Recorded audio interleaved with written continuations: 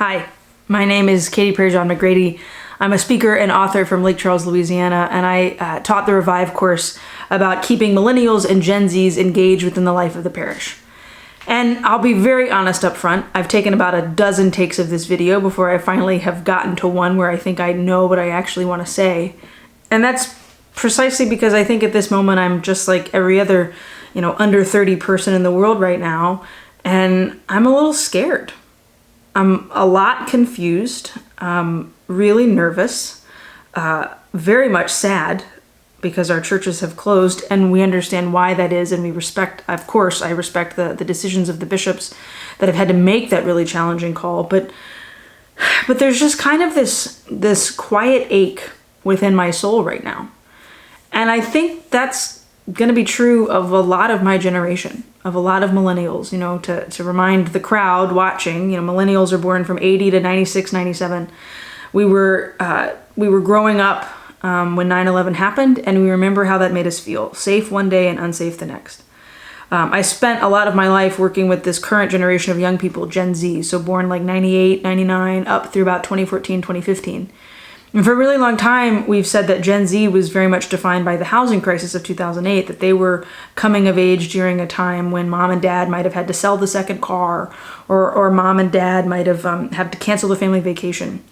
But now I think a lot of that data is going to change, that what they're really going to remember is this particular moment, the coronavirus pandemic, the shutting down of a lot of society, the closing of schools, the ending of college early, that this is going to be their defining moment.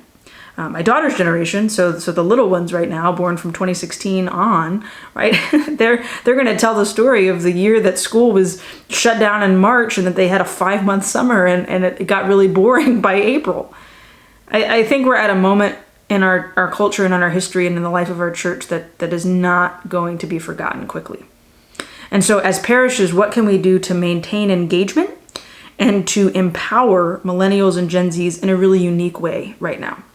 I think there are 3 specific things that we can do within parish life immediately, within the next few weeks, as we're figuring out this new reality of maintaining parish community. We know that millennials and Gen Zs want to feel as if the church is home. The data shows that as millennials and Gen Z disaffiliate, it's often because they don't feel like they can be themselves in a parish or in a church community, and they feel like the church community has nothing that's relevant to offer them. So at this particular moment, when we're watching Mass via Facebook live stream, or you have to go listen to Father's homily via a podcast, or you're not able to go to your confirmation small group that's really been life-giving to you all year, or your college campus ministry has shut its doors because college is now online, and that Bible study you've been going to, or that rosary group that you've been meeting with, or the young mom and dad who were part of a small group where they got free babysitting once a month to be able to go out on dates, right? All of these things that have come to a halt at this particular moment, how does the parish continue to engage with millennials and Gen Zs? And the 3 things I think we have to do. First, we have to acknowledge the uncertainty and the fear in the room, right? When I'm worried, when I'm upset, I call my mom. And in the midst of all of this crisis and chaos, the first phone call I have made every day, pretty much since the beginning of March when I started to pay attention to the news, has been my mom. What are you hearing? What are you doing? How are you feeling? It's been to someone I trust. And as parish doors are closed and as dioceses suspend the celebration of public Mass, especially to the pastors who might be watching this, hearing from Dad is going to be important. Set up your phone and take 5 minutes to just record a message to your parish community and send it out. Post it on your Facebook page, upload it to Instagram, use whatever digital communication techniques millennials and Gen Zs are using to access your community, and just speak an honest word of sorrow and sadness that you miss your people, of encouragement and recognition that we are doing this social distancing and these sheltering in places for the common good. To just speak a word from the fatherly heart that you have, and to acknowledge that fear. There's something about millennials and Gen Zs just want to know that what they're feeling isn't crazy, that what we're going through isn't weird, that we're not alone. And that word of encouragement, I think, could be really helpful. In the same vein, parish staffers, especially if you have access to moms and dads who have teenage children who aren't in school, or have college students that have come home, or to those young couples, or to those young singles in millennial youth, young adult small groups, whatever it is that especially with parents, you can encourage them to acknowledge their uncertainty and their fear. I distinctly remember when 9/11 happened, sitting at the dining room table and the news was kept on in the background. And after a few days of just having this news on in the background, my mom turning it off, and I could see she was upset, and she just kind of unloaded to my sister and I. And she didn't dump everything out upon us and make us her therapist. That would be unhealthy, but she shared with us that she was scared. She shared with us that this was uncertain times. And just hearing that even she was struggling helped me process my feelings. And so parish staffers encouraging parents to have those conversations with their Gen Z and millennial children right now, and fathers really speaking from your fatherly heart to encourage an acknowledgement of this and to be unafraid to feel those feelings, I think could be immensely helpful for millennials and for Gen Zs at this particular time. We also know from a lot of the data that we have is that millennials and Gen Zs like to feel part of solutions. Millennials and Gen Zs like to feel part of communities. Right now, our communities are very distanced. So how can we maintain connection with our parish communities when we're far apart or when we're social distanced? The Gen Zs and millennials in your community that are already very well connected. Make the phone call, set up the Zoom call, send the email asking them to help you with digital efforts right now.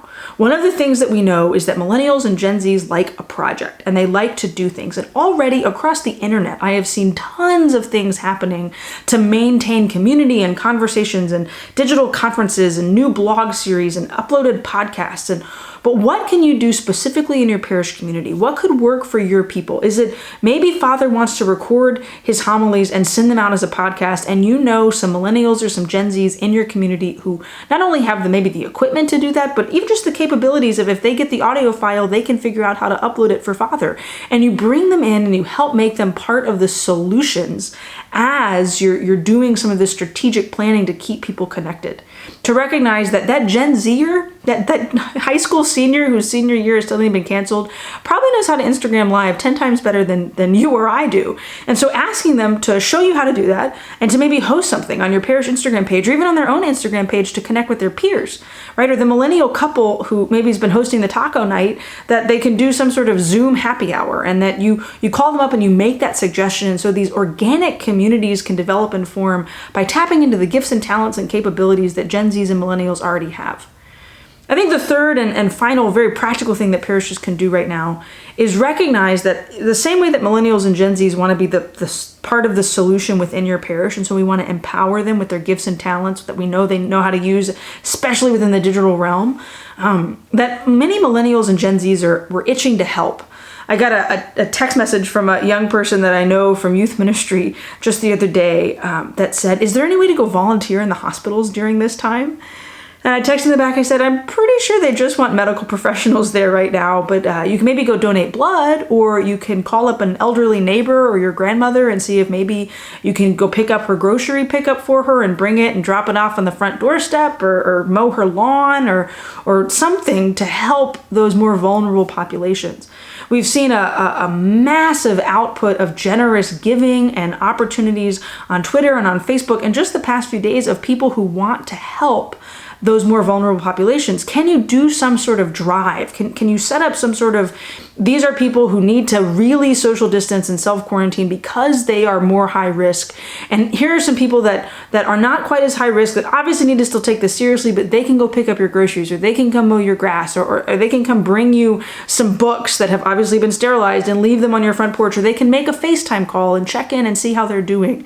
To give Gen Z and millennials projects, not just within here's how we're going to stay connected as a parish, but here's how we're going to love people in the midst of this crisis. And here's something that you specifically can do. That's a brainstorming opportunity because you know those people that might need more help within your parish community. So if we can do those three things, right? Acknowledge the struggle and the feelings from a personal perspective of parish leadership and really speak some hope and some love into that fear. I think that's the first thing that could really help Gen Zs and millennials. Second is engaging their gifts and talents to help your community stay digitally connected. You don't have to figure out how to set up a YouTube channel. There's a millennial or there's a Gen Z in your parish that knows how to do it, and you probably know who that person is, and you maybe haven't engaged them yet because you haven't had anything for them to do. Now's the time. And lastly, to give them projects that they can do from a social safe distance that can help those more vulnerable populations and keep them oriented to a heart and a mind and activity for service. I think in all of this, we're in this together. And I can't help but go back to the High School Musical line, we're all in this together, and then there's the hand clap, right? Like that was the anthem of high school when I was growing up, and we are all in this together. And Gen Zs and Millennials, I think, are going to realize that, hopefully sooner rather than later, especially those who maybe haven't taken it seriously up to this point, but that in parish life, to acknowledge those populations, those generations that might be really scared or uncertain and need to know what they can do, and to help empower that within them. I really think that's a way to keep them engaged, particularly at this challenging and somewhat scary time. Speaking as a millennial, I know that's what I want to hear. Speaking as a millennial, I can tell you that I was greatly comforted when I heard my bishop's voice on a video telling me that he was sorry that he had to suspend public masses, but that he was grateful that people in our community were being obedient and that he would be praying for us. I know that I can't wait to hear that message from my own pastor. I know that I'm really excited to be able to pick up some groceries at the grocery pickup for my next door neighbors who live in an assisted living house for mentally challenged and disabled adults. And I know that I'm really excited to be able to stream Mass online because I gave Father the instructions on how to do that on Facebook. So engage your millennials and engage your Gen Zers by acknowledging their feelings, by helping engaging them with their gifts and talents, and by challenging them to serve and to love the most vulnerable populations in the midst of all of this. Please know that I'll be praying for you. Please know that I'll answer any questions you might have as you're going through brainstorming to help you engage these two generations. And please know that I'm praying for a swift end to all of this, as I'm sure you are too, and that we're all in this together.